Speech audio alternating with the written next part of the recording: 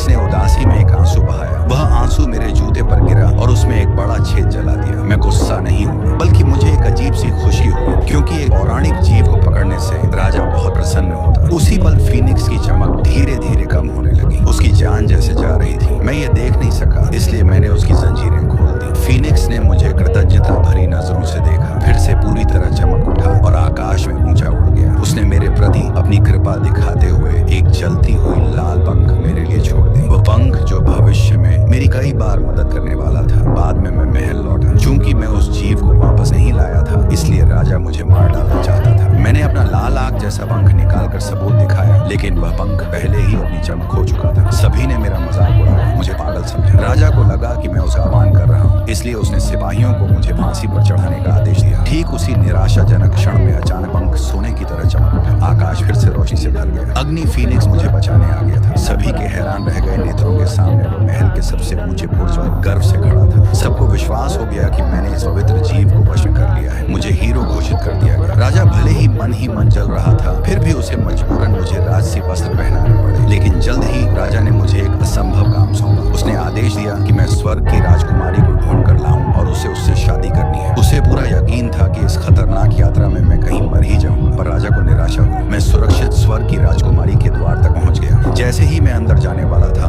बर्फ की एक विशाल दीवार ने रास्ता रोक लिया। एक पल को मैं असहाय महसूस करने लगा। तभी वह अग्निपंख हवा में उठा और बर्फ की दीवार में घुसकर उसे पल भर में पिघला दिया। पर मैंने ध्यान नहीं दिया कि उस पिघलती बर्फ की बाढ़ में मेरा छोटा सा गड्ढा बह गया था। जल्दी ही मैंने स्वर्ग की राजकुमारी को ढूंढ लिया, लेकिन जब उसे पता चला कि उसे एक बूढ़े राजा से शादी करनी है, तो वह गुस्से में एक खाई की ओर भागी और मुझे भी अपने साथ नीचे खींच लिया। आखिरी क्षण में मेरा छोटा गड्ढा प्रकट हुआ और हम दोनों को बचा लिया। अंत में वह मेरे साथ महल लौटने को राजी हो गई। लेकिन जब वह राजा से मिली तो उसने कहा, अगर तुम मुझसे शादी करना चाहते हो तो पहले समुद्र का हृदय, हार्ट ऑफ द ओशन लाओ। वह अनमोल रत्न जो एक विशाल भेल ने निगल लिया है। तो राजा ने फिर मुझे बुलाया। स्पष्ट था कि वह यह असंभव काम मुझे ही देना चाहता था। हम उस जगह पहुंचे जिसका उसने जिक्र किया था, लेकिन राजकुमारी वाली भेल कहीं नहीं दिखी। और उससे भी बुरा, हमारी ओर एक भयानक सुनामी दौड़ी चली आ रही थी। मेरा छोटा गड्ढा मुझे खींच कर ले गया और हम किसी तरह उस विशाल लहर से बच निकले। फिर हमें समझ आया कि हमारे सामने जो द्वीप दिख रहा है, वही असल में वह भेल है। वह मनुष्यों द्वारा वहां फंसाई और जंजीरों से बांध दी गई थी। मुझे देखकर उसने निराशा के आंसू बहाए। मैं उसकी मदद करना चाहता था, लेकिन वे विशाल जंजीरें बहुत मजबूत थीं। तभी अचानक मुझे छींक आई और एक विचार कौन गया। मैं अपने छोटे गधे पर सवार होकर सीधे भेल की नाक के छिद्रों में घुस गया। अंदर का नजारा अविश्वसनीय था। मैंने गधे से भेल की नाक के अंदर खुजली कर भेल को गुदगुदी हुई और उसने इतनी जोर की छींक मारी कि सारी जंजीरें टूट गईं। उसके मुंह से दर्जनों मछली पकड़ने वाली नावें बाहर निकल आईं। यही कारण था कि मनुष्यों ने उसे कैद किया था। लेकिन तभी मुझे याद आया कि